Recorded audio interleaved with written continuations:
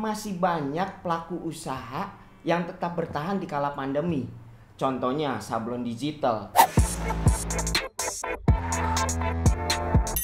Hai teman-teman, balik lagi di Rhino Talks bareng gue Fana. Nah, di Rhino Talks kali ini kita mau ngobrol atau mau sharing mengenai usaha custom sablon digital seperti apa sih yang bisa teman-teman jalanin atau lakuin di kala pandemi kayak gini. Nah, di sini tentunya aku nggak sendiri, aku ditemenin sama salah satu tim dari Rhino Indonesia, yaitu Kevin. Hai Kevin. Hai guys. Pertama kali ya masuk Rhino Talks ya? Iya, pertama kali Grogi banget nggak? nih. Grogi nggak? Ada groginya sih, Oke. cuma untuk mengedukasi teman-teman nih. Asik. Gue semangat banget nih. Oke, kita langsung aja ya ke pertanyaan Oke. yang pertama nih.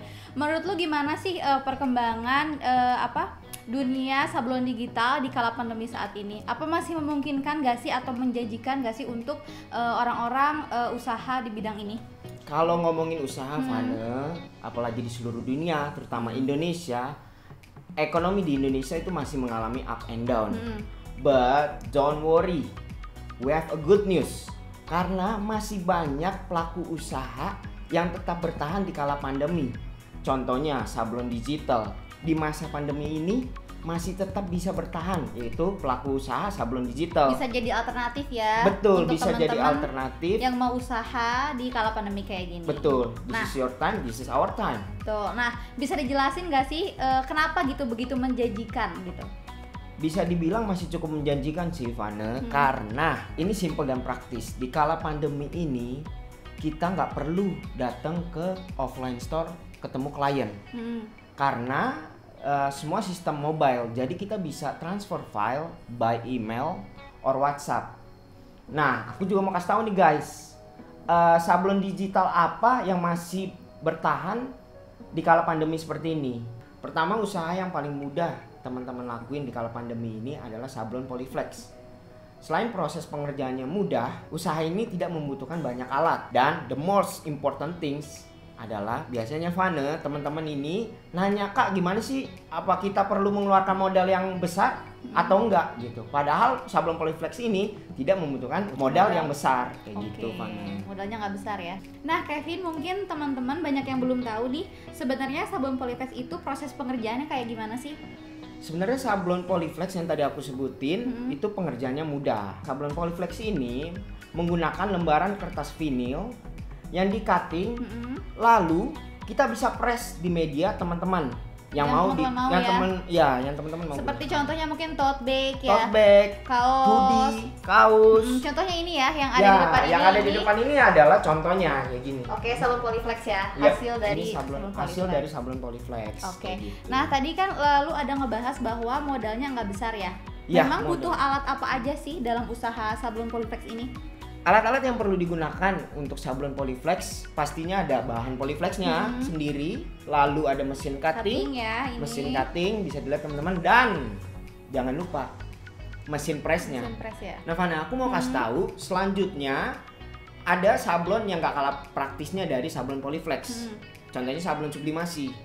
Kenapa nggak kalah praktis? Karena kita cuma membutuhkan 3 alat aja. Pertama, alat yang dibutuhkan adalah kertas sublim, printer, dan mesin press. Nah, kalau untuk usaha sablon sublimasi ini bisa di media apa aja sih? Nah, ini yang perlu teman-teman tahu. Karena sablon sublimasi ini berbeda dengan sablon Polyflex. Jangkauan dia lebih luas. Luas ya. Contohnya ada mug, frame, kaca, dan nggak kalah penting lagi adalah kaos. Ada kaos ya. Oke, jadi lebih banyak ya medianya ya. Betul. Jadi don't worry untuk pelaku usaha garment, karena sablon sublimasi ini jangkauannya bisa luas. Nggak hanya kaos, tapi bisa mug, gelas, dan kaca. Oke, nah Kayak gitu, selain usaha sablon Polyflex, kemudian sublimasi, ada apa lagi sih yang bisa jalanin di kala pandemi ini? Selain itu ada sablon jersey. Mungkin teman-teman bertanya, "Hah?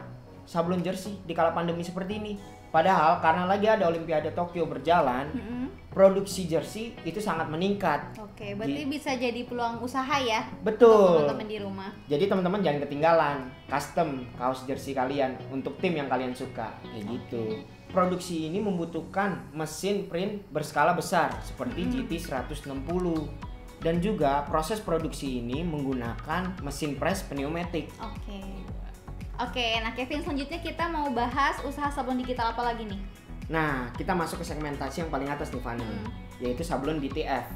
Pasti teman-teman yang up to date di dunia sablon digital nggak asing lagi kan dengan namanya sablon DTF. Sablon DTF ini tidak menggunakan bahan polyflex ataupun kertas sublimasi, tetapi menggunakan PET film Fana. Dan Fana yang nggak kalah penting, proses pengerjaannya itu simple dan praktis. Jadi prosesnya pertama teman-teman harus print dulu desain teman-teman di mesin DTF. Lalu desain tersebut diberikan powder atau lem.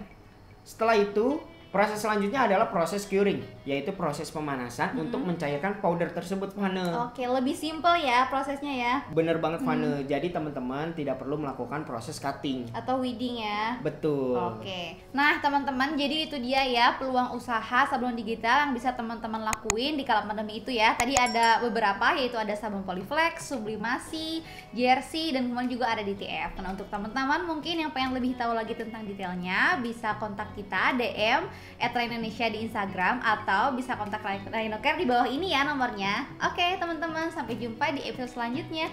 Bye-bye. Bye.